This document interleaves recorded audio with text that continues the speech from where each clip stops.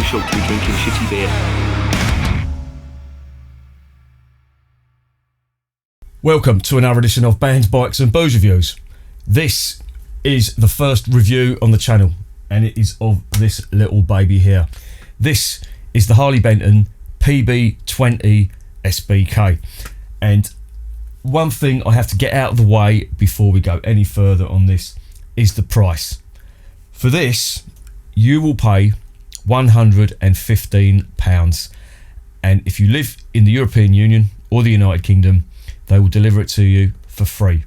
So that's £115 for this guitar. Now, as I say, I've had this for over a year, and I think I'm pretty used to it now. I've done a few videos on the channel. If you've been following the channel, you'll see that I've done a couple of cover versions on there, so you more or less know the sound.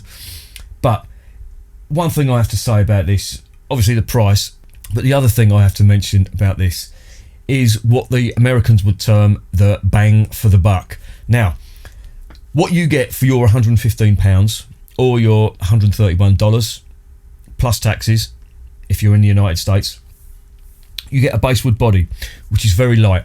And again, that's another thing I like about this guitar. It is really, really light compared to other guitars that I've got there.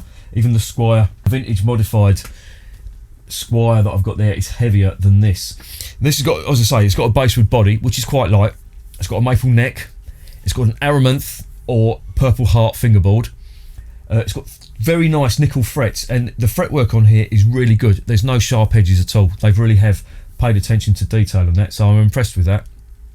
You get, in terms of hardware, it's the usual bent bit of tin bridge, which is standard on most most Fenders now, and it's functional. It does the job. I wouldn't say it's great. I wouldn't say it's groundbreaking. It's just adequate for the job. The machine heads are just bog standard Schaller type copies, and to be honest, they're okay. Again, adequate. So I think when you look at the price, you have to bear in mind that they have, I wouldn't say cut corners, but they've economised on certain parts of this guitar, which is okay. I mean, if you really wanted to, you could replace the machine heads and the bridge. I have replaced the bridge on another one of these guitars that I've got, but I'll get onto that in a bit. This obviously is a precision copy, so it's passive, and the pickups on this, I think, are really good for the money. Now, I think they're just cheap, generic Chinese copies of precision bass pickups, but I'll tell you something, they really do sound good, and I really do like the sound of these. I don't know what they do, but they bring out the overtones in round wound strings. If you've got really good quality round wound strings on here, and I think these are Dean Markley Blue Steels, they really do sound nice on here. And again, you've just got the passive setup, you've got the tone control, and you've got the volume control as well. Simple stuff, everything you'd expect from a precision. Now, is there any drawbacks with this bass guitar? Well, no, not really. I think this could be quite easily be pitted against a Mexican Fender, and yes, Fender will have the Fender logo on the headstock, but I really happen to like this colour scheme. If you're into metal, if you're into punk, if you're into hardcore, I mean, what is not to like about this? One thing I will say, if you want to change the scratch plate, it's not a standard size Fender scratch plate, so don't buy a Fender scratch plate thinking you can just replace it.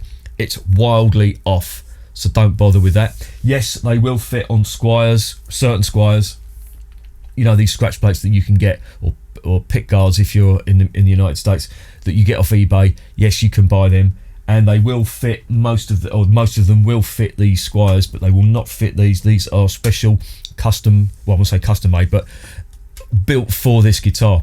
There is, in the UK, there is a seller who used to do custom scratch plates or pick guards, but I'm sure in the United States there are people that are doing that as well. So if you don't like that sort of shell scratch plate, then obviously you can get one made up, but I'm just warning you now, you will not get one off the shelf to fit this.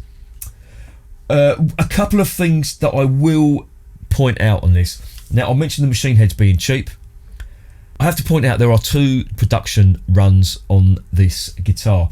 Now, the earlier production runs didn't have the same profile neck, in my opinion. They were much more in keeping with a 1970s precision, you know, that baseball feel. It was much more like that, and it felt quite nice. I do like that big chunky 70s precision style neck, but two issues with it. Firstly, the machine heads just chewed up. The gears on there were cheap. It looked like die cast metal. It was so flaky, and the more you turn the machine heads, the more the gears would get chewed up, and basically they became unusable. I had to rip them off, replace them with a set of Wilkinsons, which didn't fit properly. In fact, I have got this neck here. Now this is the neck here. I have put fret markers on there. I wanted to try and make it look a little bit different. These are the Wilkinson machine heads on here, and if you look closely, you'll see that it is a very, very tight fit on there. It really doesn't fit that well, but that wasn't the only problem. The biggest problem with this, and why it's still not attached to the body of the guitar anymore, is because the neck was basically like a banana, and no matter how much I messed with the truss rod, it just wouldn't get it level. And I came to the conclusion that I needed to shim the neck. I shimmed the neck, and even then it still wouldn't work. The neck is bent, and it looks like that if you wanted to fix this, you'd need to put this into a clamp with some steam to straighten it out, because it really isn't good. Now, this is an early model of this PB20, so if you're going to buy one of these, I'd be wary about buying them second hand. For the price, personally, I would just buy a new one. The new ones are a hell of a lot better than the old ones. And if you look on here, I'm just looking on here, I can see that the nut is really badly cut on this as well. So I think they actually got their act together with the second run of these guitars, and they really have come up with a great instrument. Now, you can argue about the ethics of £115 bass guitar and how much the people who are being paid to make this. But if you're using an iPhone, if you're using anything that's been made in China, the ethics are questionable about the labour that's used.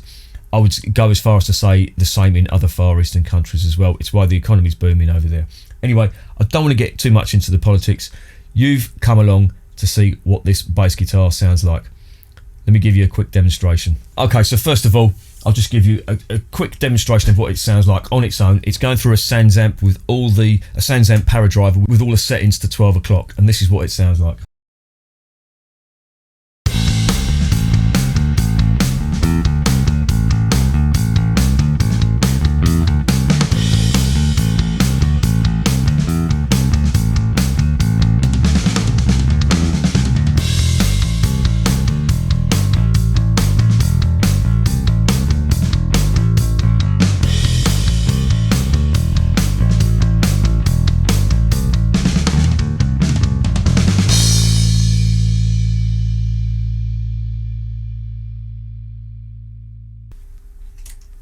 Little bit of a fingerstyle, just to let you know, the tone is set all the way up to on the treble. I always have it there. I don't mess about with tone controls at all. If truth be told, I'd rather just have a volume knob on this rather than a tone control. Really don't use them at all.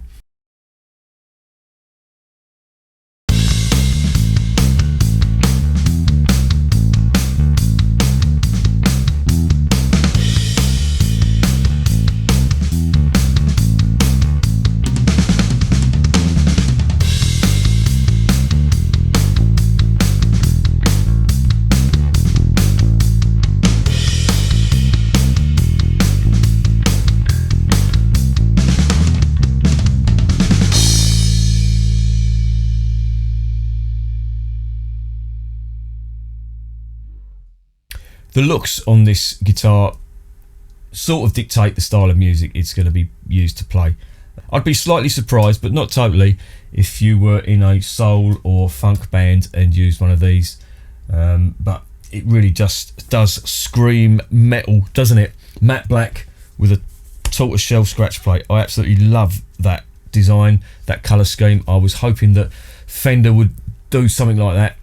They didn't, and it took little old Harley Benton to be the first ones to do that. And yeah, I really like it. I really can't find fault with it. For £115, you really cannot go wrong with this bass guitar. Would I recommend it? Yes, 100%. As a backup, if you're a beginner, even if you're a semi-pro or a very, very keen amateur, this is a fantastic bass to have in your collection. And I would put it up against a Mexican Fender. Now, you could argue that Mexican Fenders are much better quality made, and yes, I will give you that. On the first run of them, as I described earlier, they probably are. But Harley Benton seem to have got their act together now, and they are producing some fantastic instruments.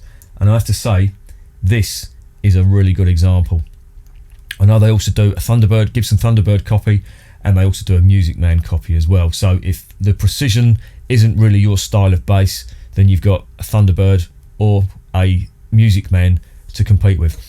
So there you have it. That's my take on the Harley Benton PB20 SBK. And remember, life is too short to be listening to shitty music. Like and subscribe.